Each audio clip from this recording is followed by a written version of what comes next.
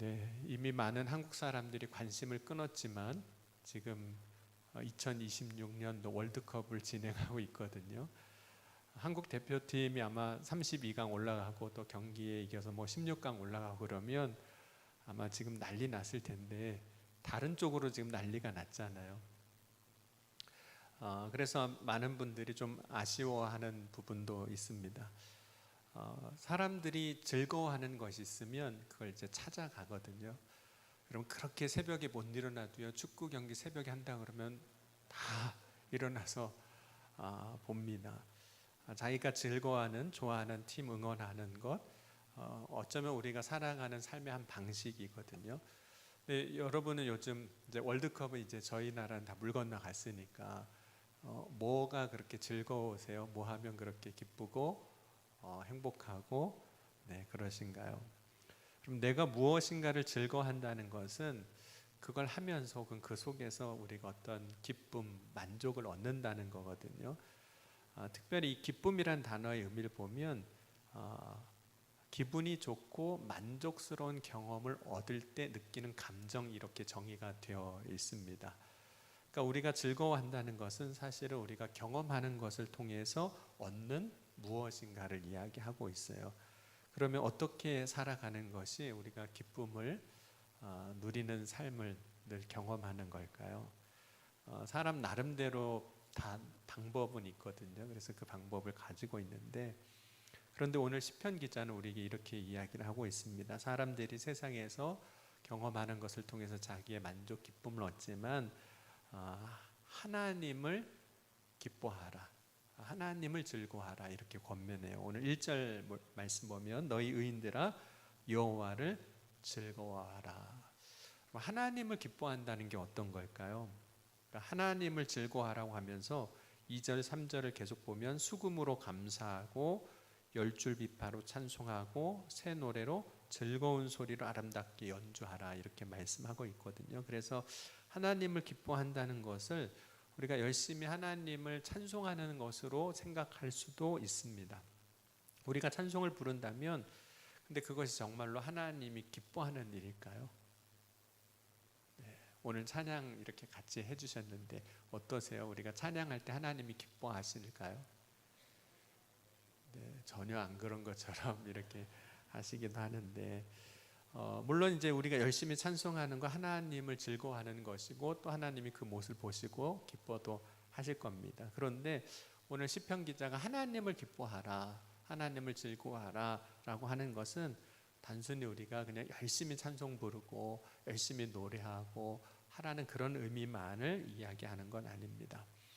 그럼 많은 사람들이 실제로 하나님을 경험하거든요. 우리가 신앙생활 하면서 기도 응답 받은 것도 하나님을 경험하는 것이고, 예배를 드리면서 마음이 뜨거워지고 또 우리가 회개도 하고 또 우리의 삶에 어떤 믿음의 고백들이 일어나는 것도 하나님을 이제 경험하는 겁니다. 그런데 모세도 하나님을 이제 경험하는 사건이 있었거든요. 또 사울이 다메섹으로 가다가 부활하신 예수님을 만나는 그런 경험을 합니다. 근데 이들이 경험했던 그 하나님을 만나는 경험, 하나님 경험은 사실 두려움이었어요. 그래서 하나님이 그들을 이제 만나 주실 때, 혹 그들의 이름을 불러 주실 때 하나님을 멀리하게 됐고 엎드려서 자기 얼굴을 이제 가리기까지 합니다. 특별히 사울 같은 경우는 부활하신 주님이 자신을 찾으실 때 땅에 엎드려서 주님이 말씀하시는 그 소리를 듣습니다. 근데 그렇게 하나님의 주님의 말씀을 듣는 것이 사실 두려움의 표현입니다.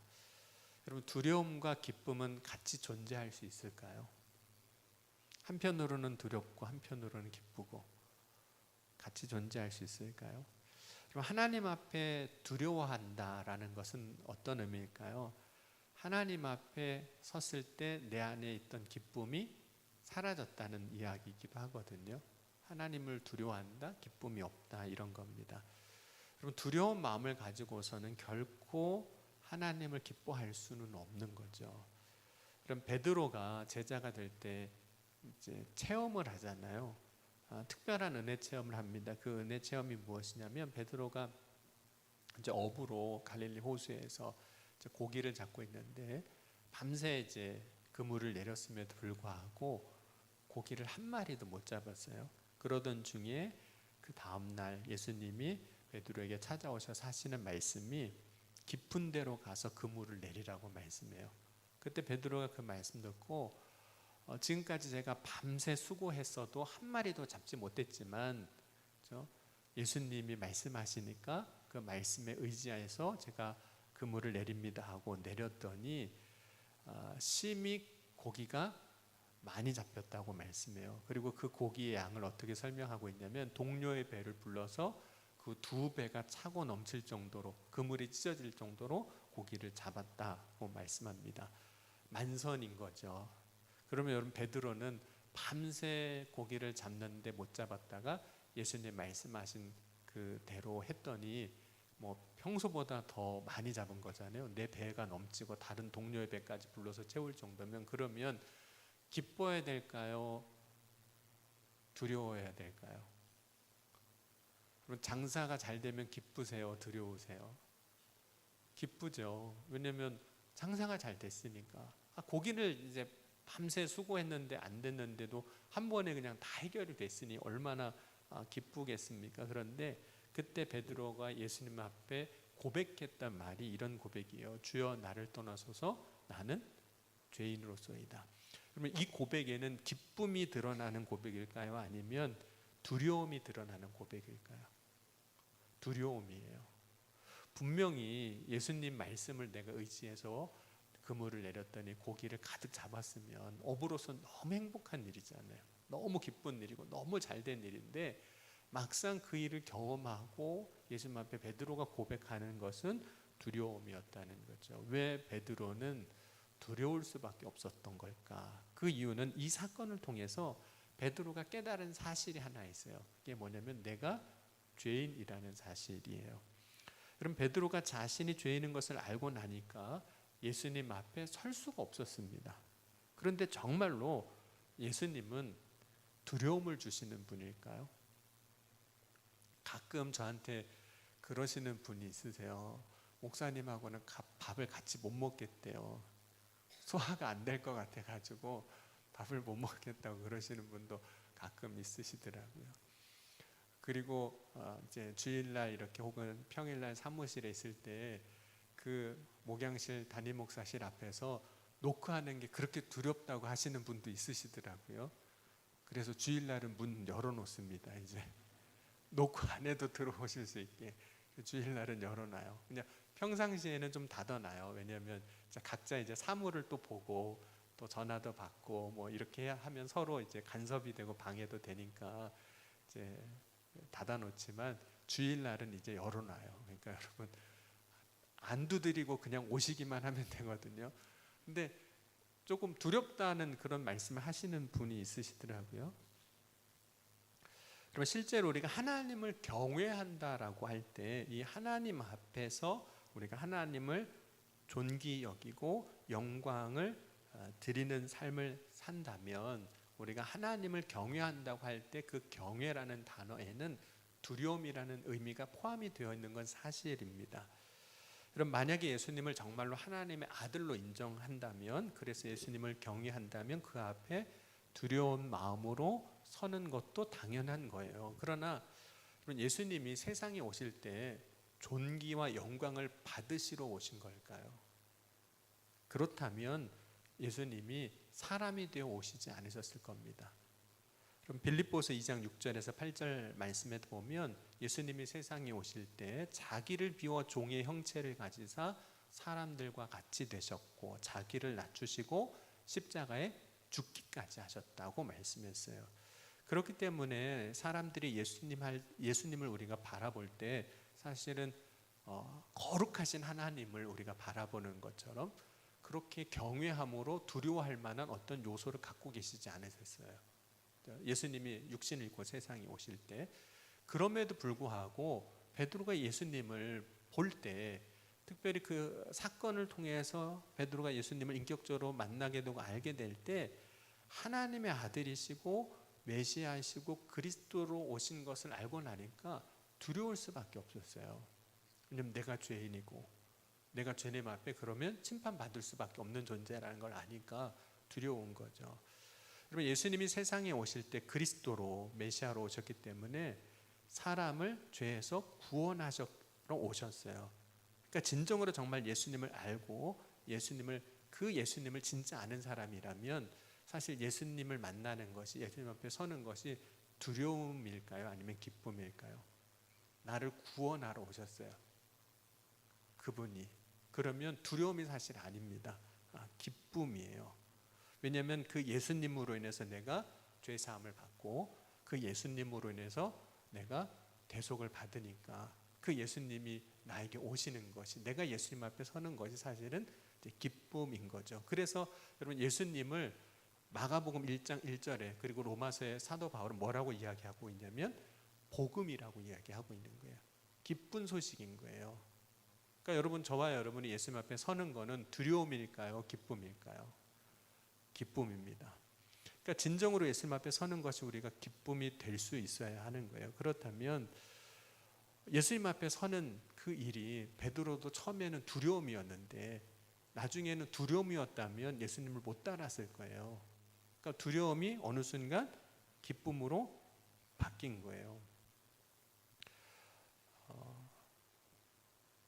언제 바뀌었을까요? 예수님 앞에 서는 것이 이제는 두려움이 아니라 기쁨이 되는 그 일이 언제 바뀌었을까? 그럼 베드로가 기뻐할 수 있었던 이유는 정말 예수님을 이제 구주로 믿고 나니까 그 믿음 안에서 어떻게 살아갈까요? 자기의 죄를 자복하고 회개하는 삶을 사는 거예요.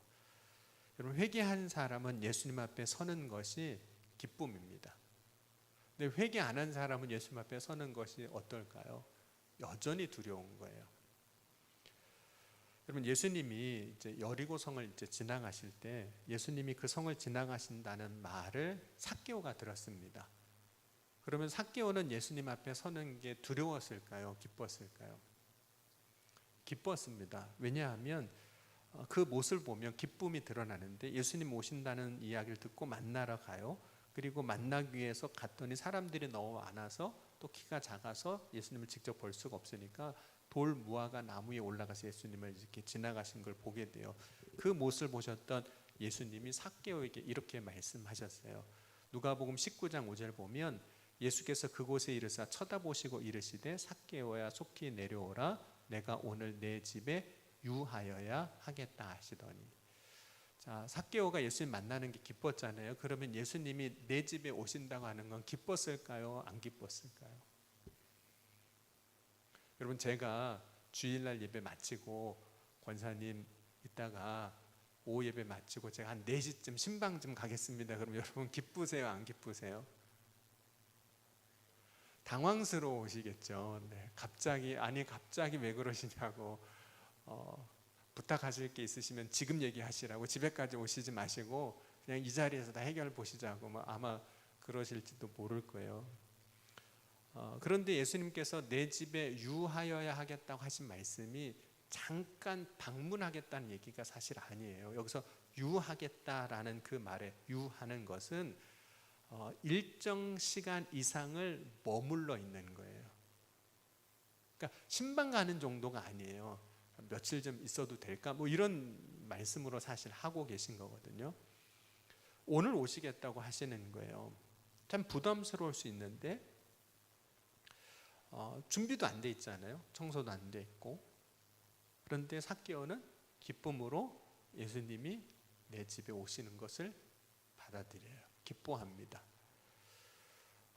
삭개오가 처음 예수님 만나는 것도 기쁨이었고 자신의 집에 오시는 것도 기쁨이었어요. 그래서 그 기쁨을 어떻게 표현하고 있냐면 이렇게 표현하고 있습니다. 누가복음 19장 6절 한번 같이 보겠습니다. 삭개오가 예수님 만나는 것도 기쁨이었고 예수님이 내 집에 오시는 것도 기쁨이었습니다.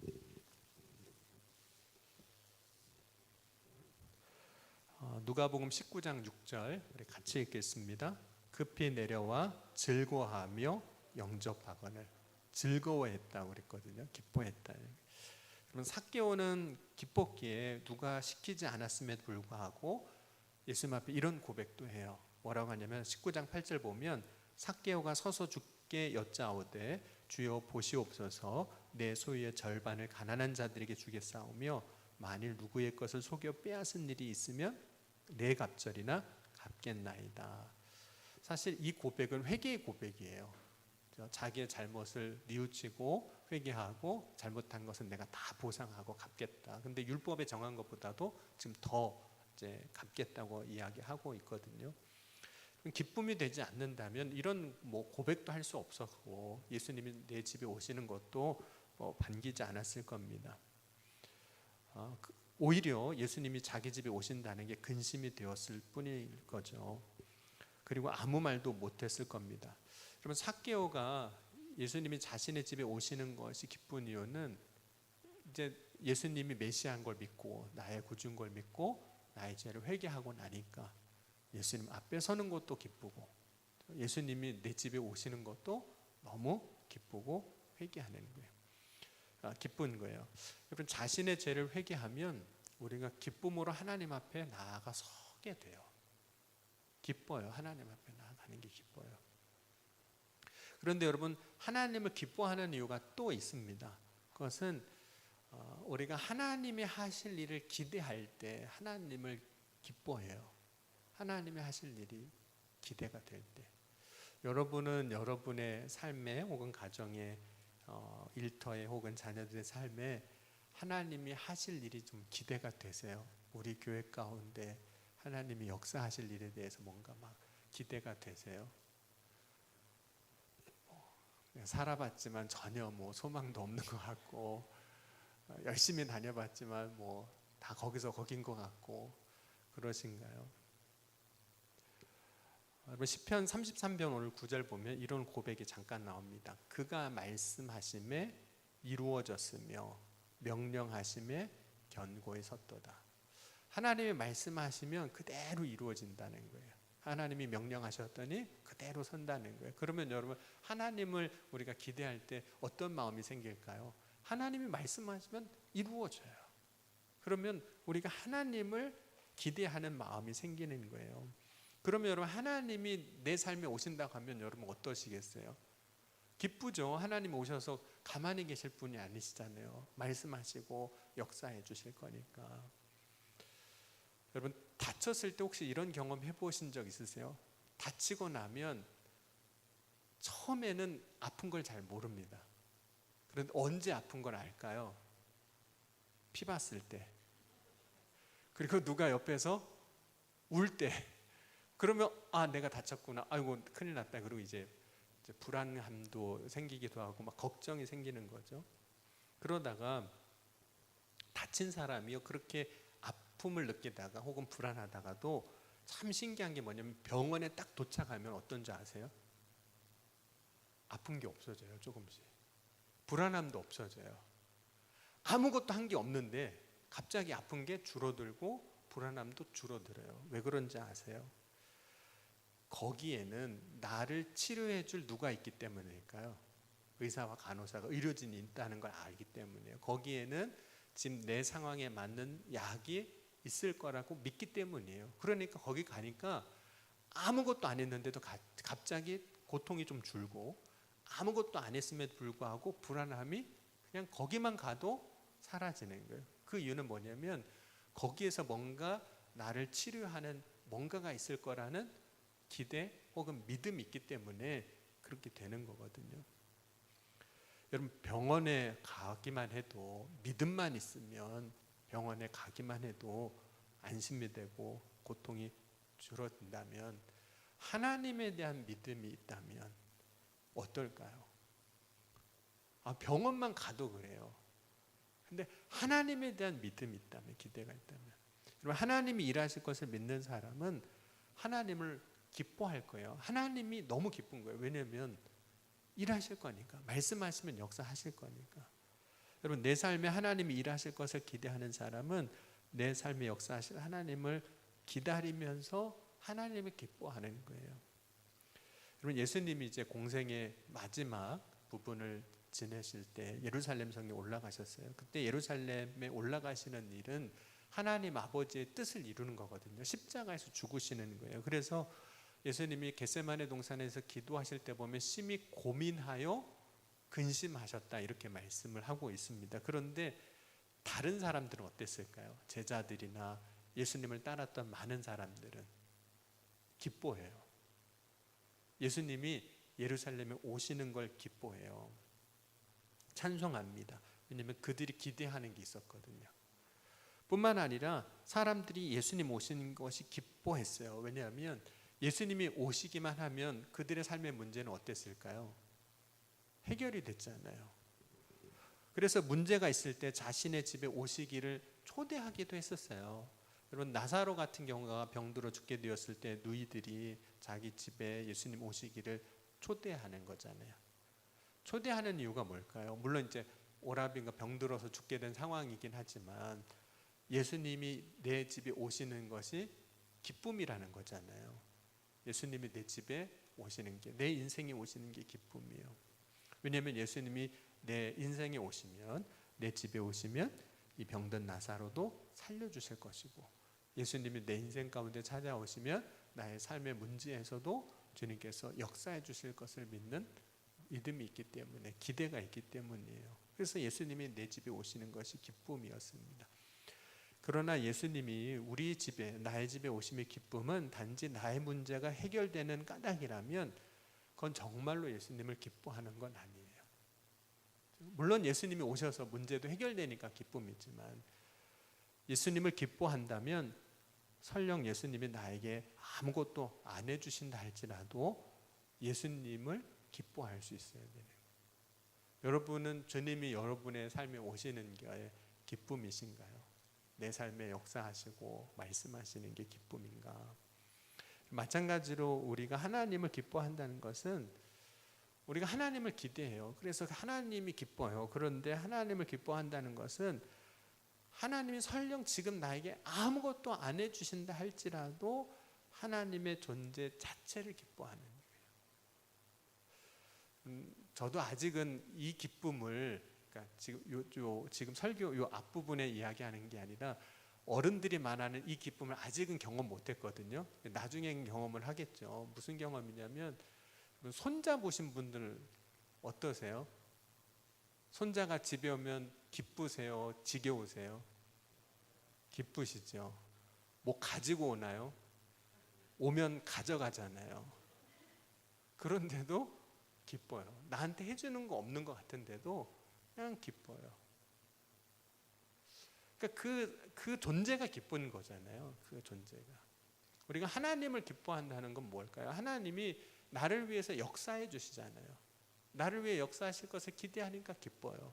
나의 죄를 용서하시고 나를 구원하시니까 기뻐요. 그런데 하나님을 정말 기뻐한다는 것은 하나님 그 분을 기뻐하는 거예요. 그럼 하나님을 기뻐하는 사람이 그래서 경험하는 삶의 변화가 있는데, 그것은 여러분, 기뻐하는 사람은요, 기쁨을 표현하게 되어 있습니다. 기쁨이 표현이 돼요. 여러분, 하나님을 기뻐하는 사람은 기쁨을 어떻게 표현할까요? 여러분 같으면 내가 기뻐하는 누군가가 있어요. 그럼 그 기뻐하는 누군가를 어떻게 할까요? 멀리 할까요? 가까이 할까요? 가까이 합니다. 기뻐하는 존재가 있으면 가까이요. 그러니까 내가 하나님을 기뻐하면 하나님을 기뻐하는 사람은 하나님을 가까이 합니다. 여러분은 하나님이 여러분의 인생에 가까이 오시는 게 좋으세요? 네. 하나님께 가까이 함이 내게 복이라고 시편 73편에 고백하고 있거든요. 그럼 우리가 어떻게 하나님을 가까이 할 수 있을까요? 우리가 뭘 하는 것이 하나님을 가까이 하는 걸까? 우리가 하나님을 가까이 하는 몇 가지 방법이 있어요. 여러분, 사실 우리가 지금 이 시간 예배 드리는 것도 사실 하나님을 가까이 하는 거예요. 올 때 기쁘셨죠? 네, 뭐 잡혀오신 분은 없으시죠, 오늘? 네. 우리가 기도로 신앙생활 하는 것도 하나님을 가까이 하는 거예요. 물론 이제 기도할 때는 우리의 삶에 어떤 문제가 있어서도 기도하고, 답답함이 있어서도 기도하고, 어려움이 있어서도 기도하지만, 기도라는 것 자체가 우리가 하나님 앞에 서는 거잖아요. 하나님이 나에게 말씀하신 걸 듣고 내 답답함도 하나님 앞에 고백하고 아뢰고 어떤 때는 다 토해내고 때로는 원망도 하고 그렇죠? 하나님을 가까이 하는 거예요.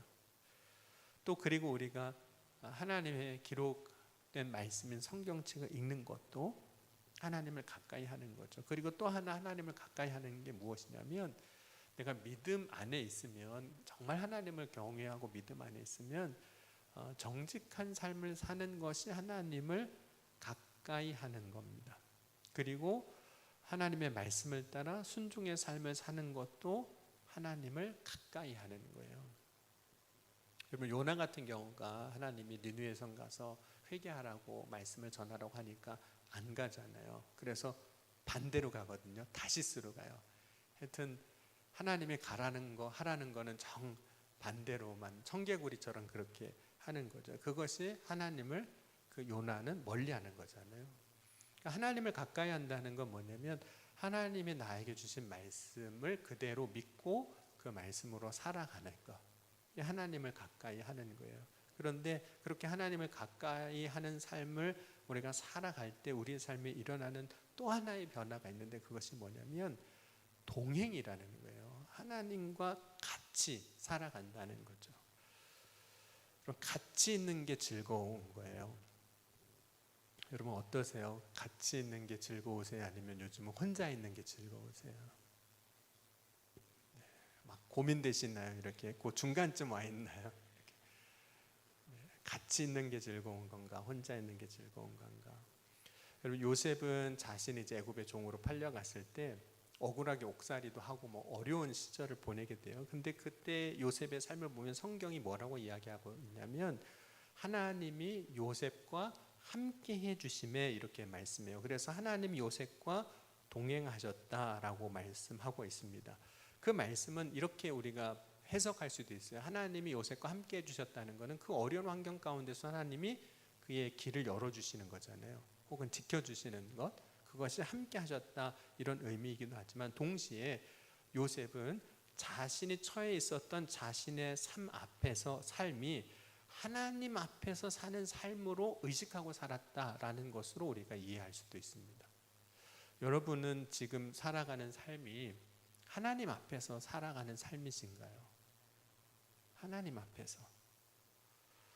여러분 요셉 같은 경우는 하나님 앞에서 내가 하나님이 나와 함께 하고 계시니까 나는 지금 아무도 없는 곳이지만 하나님이 나와 함께 하심을 믿고 사는 거예요. 그래서 아무도 없을 때 범죄하지 아니하고 아무도 없지만 자신에게 맡겨진 책임을 감당하고 자신이 그렇게 일을 한다고 해서 나한테 돌아오는 유익이 하나도 없어요.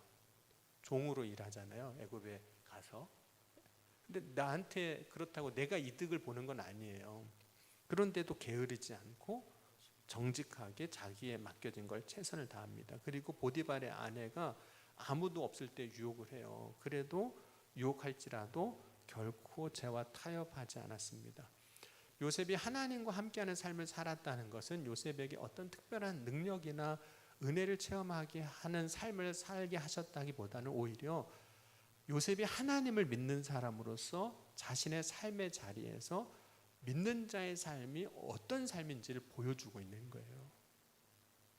내가 정말 하나님을 믿으니까, 하나님 앞에 서 있으니까 누가 보지 않아도 누가 뭐라 하지 않아도 하나님을 믿는 사람으로서 내가 하나님 앞에 서 있는데 내가 해야 할 일을 하고 정직하게 하고 게으르지 않게 하고 맡겨진 것을 최선을 다하는 삶을 보여주는 거죠. 그래서 그때 하나님과 함께하는 삶에서 요셉이 보여준 믿음의 삶은 두 가지 단어로 요약할 수 있어요. 성실과 정직이에요. 근데 여러분 성실과 정직이 합해지면 나중에 어떠한 삶이 되냐면 그것이 거룩이 돼요. 그러니까 게으른 것이 거룩이 될 수가 없거든요. 거짓된 것이 거룩이 될 수가 없거든요. 그런데 성실과 정직이 합해지고 나면 그것이 거룩한 삶이 돼요. 하나님을 기뻐하는 사람의 삶에 일어나는 또 다른 변화는 뭐냐면 하나님이 말씀하시는 걸 듣는다는 거예요. 하나님이 말씀하신다는 걸 듣는다는 걸 두 가지로 우리가 또 볼 수 있는데 듣는다는 것은 순종을 의미해요. 그렇죠? 여러분 애들이 자녀들이 여러분 말을 뭐라 하라고 했는데 안 하면 뭐라고 이야기하세요? 너는 왜 엄마 말을 이렇게 안 들어? 그러잖아요. 듣긴 다 들었어요. 안 해서 그렇지. 그래도 왜 안 듣냐고 하잖아요. 그러니까 이 듣는다는 이 말 속에는 뭐까지도 포함되냐면 그대로 행하는 거. 그러니까 우리가 하나님 말씀을 듣는다는 것은 하나님 말씀대로 살아가는 것, 순종을 의미해요. 그런데 하나님의 말씀을 듣는다는 건 정말 듣는 것도 포함되고 있는 거예요. 말씀 그 자체를 듣는 거예요. 그런데 어떻게 듣냐면 말씀을 즐거워함으로 들어요. 여러분, 내가 좋아하는 사람이 나한테 뭔가를 얘기해 주는 거 듣는 거 좋을까요? 싫을까요? 네, 여러분 남편 사랑하시죠? 아내를 사랑하시죠? 아내가 하는 말, 네, 사랑하는 사람 해주는 말 듣는 거 좋으시죠? 아니면 잔소리로 들리세요? 했던 말 또 하는 것 같고. 네. 그럼 우리가 보편적으로 노래 듣는 걸 좋아해요. 즐거워합니다. 근데 여기서 즐거워한다는 것은 듣는 행위 그 자체를 말하기도 해요. 여러분 노래를 듣기를 좋아한다는 것은 노래 가사대로 산다는 얘기가 아니잖아요. 그러니까 노래 자체를 듣는 거거든요. 그러니까 하나님 말씀을 듣는다고 듣는 거의 첫 번째는 순종한다는 의미가 있지만 말씀하시는 것 그 자체를 듣는 것도 듣는 거예요. 근데 여러분 하나님 말씀 듣는 거 즐거우세요? 하나님 말씀 듣는 거 막 기쁨이세요? 여러분 시편 19편에 보면 하나님의 말씀에 대해서 특별히 하나님의 말씀이라고 표현하고 있지는 않지만 거긴 여호와의 법도라고 되어 있는데 이 여호와의 법도는 보통 율법을 이야기합니다. 그리고 유대인들에게 율법은 모세오경을 이야기하는 경우가 많거든요. 그러니까 하나님의 말씀이라고도 우리가 볼 수 있는데 그 여호와의 법도를 뭐라고 이야기하고 있냐면 금 곧 많은 순금보다 더 사모할 것이며 꿀과 송이꿀보다 더 달다라고 고백을 해요. 하나님 말씀이 너무 듣기가 좋다는 거예요. 즐겁다는 거예요. 여러분 누군가가 여러분 자신에게 뭔가를 말해주는 걸 듣는 걸 참 어려워합니다. 말해주는 거 듣는 거 어려워요. 실제로 어렵습니다.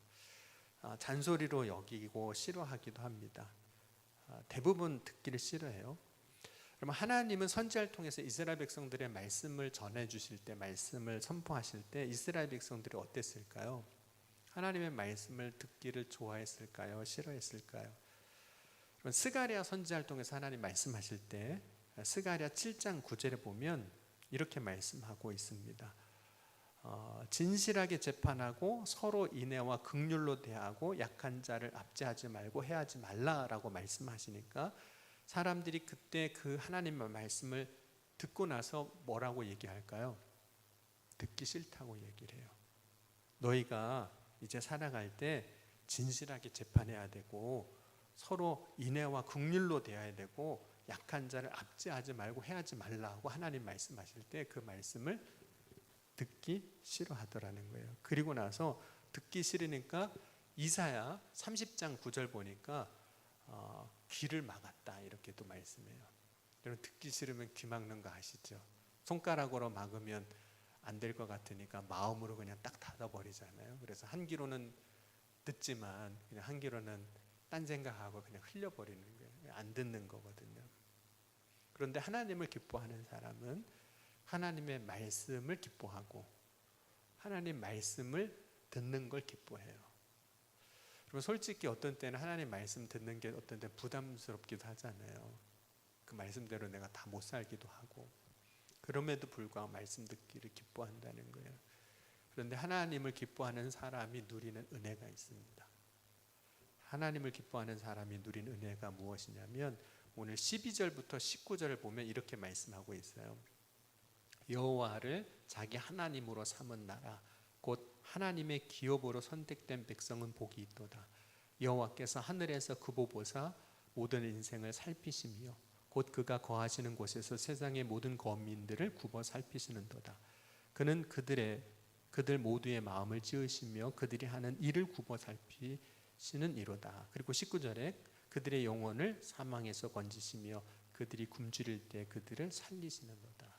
그래서 하나님을 기뻐하라라고 앞에서 이야기하고 하나님을 기뻐하는 자들에게 주신 은혜가 무엇이냐면 하나님은 하나님을 기뻐하는 자들을 굽어 살펴보신다는 거예요.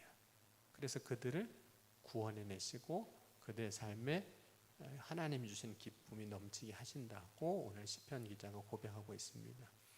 여러분, 오늘 이 시간 저와 여러분, 우리가 세상에서 기뻐할 일들 찾을 것 참 많을 수도 있습니다. 근데 오늘 이 시간 정말 우리가 믿음 안에서 하나님을 기뻐할 수 있는 저와 여러분이 될 수 있기를 주의 이름으로 간절히 축원합니다. 하나님을 기뻐하는 자에게 주시는 은혜가 있습니다. 오늘 저와 여러분이 그 은혜 가운데 설 수 있기를 간절히 바랍니다. 오늘 이 시간 함께 찬양하시겠습니다. 우리 찬양하실 때 주님, 오늘 이 시간 저의 삶이, 나의 믿음이 하나님을 기뻐하는 삶이 되게 하시고 또 하나님을 기뻐하는 믿음이 되게 해달라고 우리 찬양하시면서 또 오늘 말씀 붙잡고 또 우리 기도 제목까지 함께 기도하겠습니다.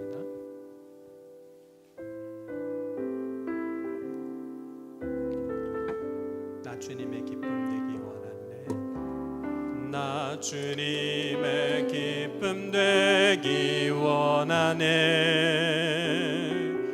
내 마음을 새롭게 하소서. 새 부대가 되게 하여 주사. 주님의 빛 비추게 하소서. 우리 다시 한번 고백합니다. 나 주님의 기쁨 되기 원하네. 내 마음을 새롭게 하소서. 새 부대가 되게 하여 주사. 주님의 빛 비추게 하소서. 내가 원하는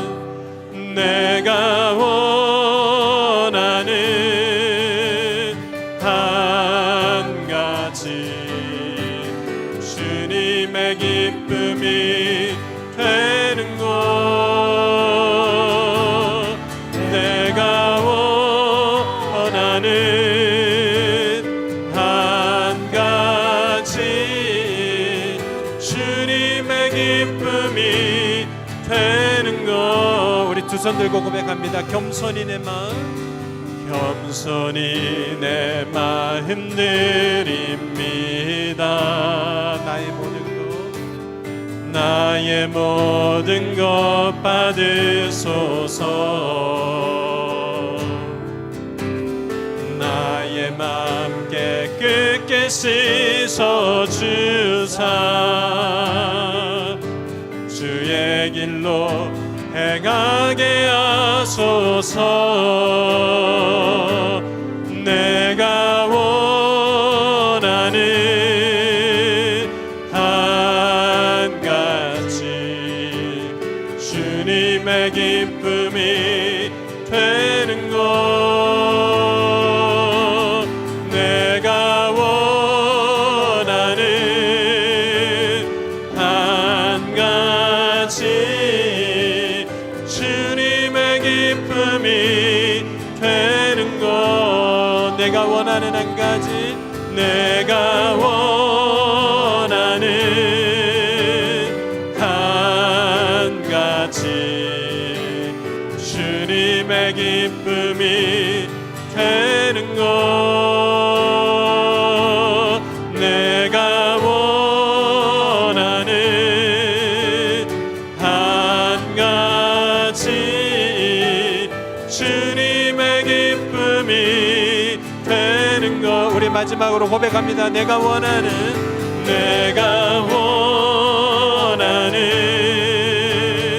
한 가지 주님의 기쁨이 되는 것. 내가 원하는 한 가지 주님의 기쁨이 되는 것. 이 시간 오늘 말씀 붙잡고 우리 함께 기도할 때 주님 오늘 이 시간 주님을 기뻐하는 믿음의 삶을 살아가게 하여 주옵소서. 그리고 주님을 기뻐하는 자가 누리는 은혜를 온전히 누리는 복된 삶이 되게 하여 주옵소서. 이 시간 주여 세 번 부르짖고 함께 통성으로 기도하시겠습니다. 주여